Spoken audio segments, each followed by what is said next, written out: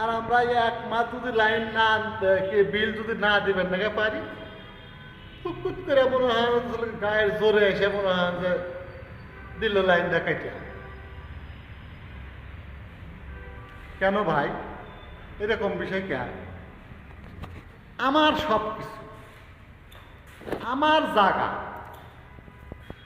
আমার জমি, তাহলে আমার জায়গা জমির উপরে ফোটা গাড়িয়া থিয়ে তা বাদে তুমি যা ট্রান্সমিটার লাগাইয়া লাইন লইন ট্যাঙ্গা নিয়ে লাগা।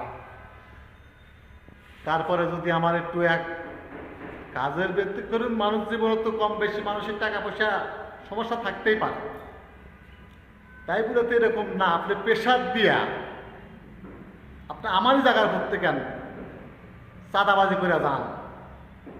এই বিষয়টা কি জন্য হয় এটা কি আপনারা বোঝাতে পারবেন আমাকে? আপনারা কি এটা বন্ধ করবেন? দয়া করে এটা বন্ধ করে দেন।